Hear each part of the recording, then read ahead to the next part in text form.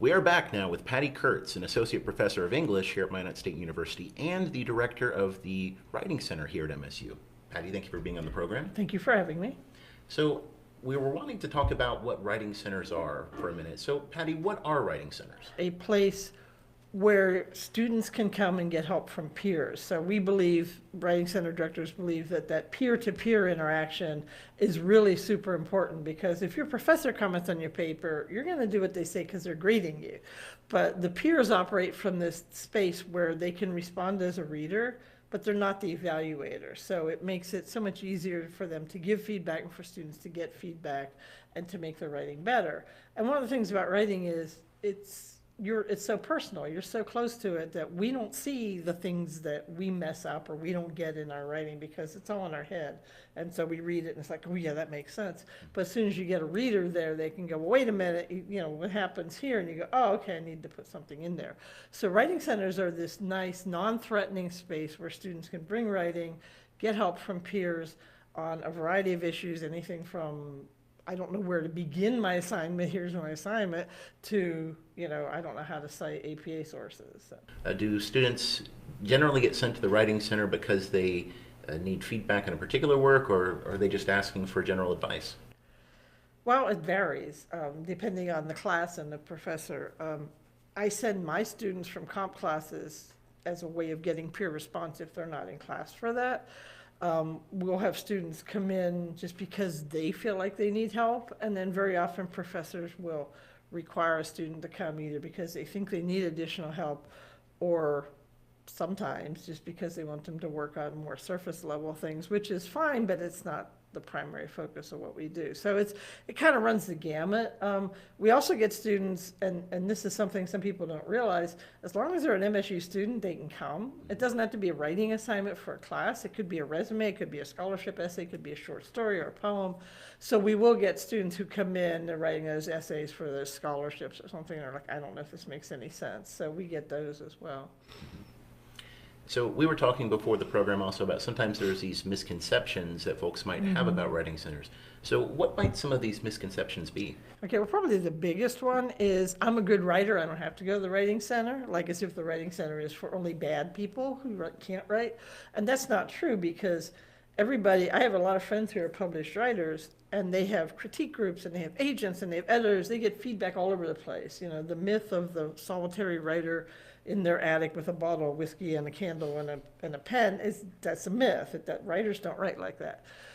So any writer can benefit from reader feedback, whether you're a Nobel Prize winner or whatever, or whether you're a Composition 1 student. So you don't have to be a bad writer. It doesn't mean you're a bad writer. You just need help.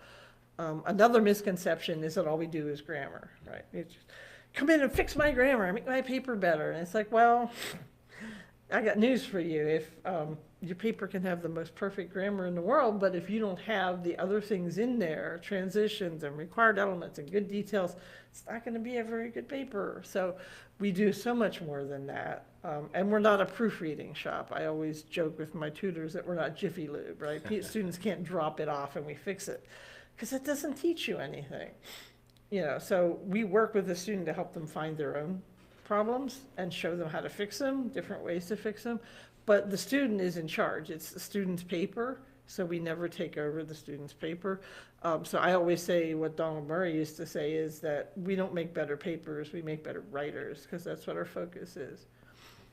So how can professors get more involved in connecting their students with the Writing Center? Okay, well, probably the biggest thing is just to recommend our students come over, even from the very beginning. We tend to get busy in waves, so we get busy like at midterm, we get busy at finals, but from the very first writing assignment a professor gives, if they say, well, hey, you know what, you could take this to the Writing Center and get some help, they could offer extra credit. Requiring their students to come is sort of a double-edged sword, because yes, they'll come, but very often they won't do anything we suggest because they're only there because they have to be. So, maybe encouragements like things like extra credit points or something like that. Just even letting students know what we do. And if a professor's not sure, email me and say, hey, what do you guys do over there? We can have tutors based, depending on their schedule. Sometimes we'll go to classes and do little presentations. Depending on my schedule, I can meet a professor in their class in the center, but obviously if I'm teaching and I teach a full load, I can't cancel my class to do that, but I am willing to do those kinds of things. So that's another way to kind of get your class involved. Just even let them know we're down there. I mean, we're on the lower level of the library. It's now a big sort of bustling place because the academic support center is there now too. So just say, hey, go down there, stop in, say hi, and we just got a fresh coat of paint so we're not white anymore. So it's a really cool place just to kind of go and hang out too. So if professors would just encourage their students, go down there, see what it's all about, talk to the tutors, then I think we would get a lot more traffic and the students maybe wouldn't be so intimidated or have so many misconceptions about what the center does. So what do you think of this idea? So it wouldn't be a bad idea then, if I'm hearing you right, for a professor to say, okay, we have 10 minutes left in class. Let's take a walk. We're going to walk over to the writing center. I'm going to show you where it is. Here's where it is. These are the folks who can give you writing feedback, and feel free to come by sometime with your work and make an appointment. You could do that. We don't have, because we're staffed only by students, we don't have regular Monday through Friday hours.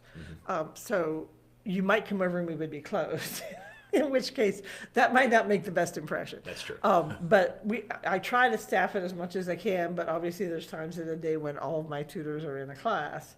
So you might check ahead of time and make sure that there's going to be somebody there. We also have a student as an administrative assistant, so sometimes the door is open even if there's no tutors there. But they could certainly do that, and in the process show them all the other nice resources that are down there. We have the Power Center's down there, advising is down there, Access Services is down there, First Year Experience is down there now. So the lower level of the library is a lot busier than it used to be. I wonder how many student tutors you do have as a complement. How many total student tutors?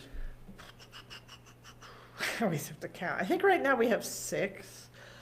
It varies because we have a tutor training course that they have to take because, and this is another misconception that students have, is that just because you've tutored something else doesn't mean you can tutor writing, because it's very different. Like I can teach you, okay, 2 + 2 is 4, and 4 + 4 is 8, right, and that's math.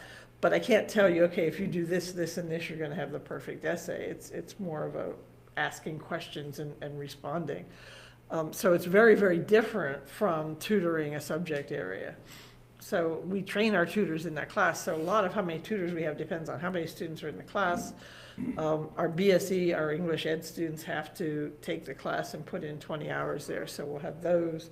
I'm always interested in recruiting tutors from outside of English. Right now, everybody's an English major, but you don't have to be an English major to be a tutor. I've had some comm disorders majors make amazing tutors. In the past, we've had science majors. So anybody from any field can take that course and be a tutor because they teach you how to do it.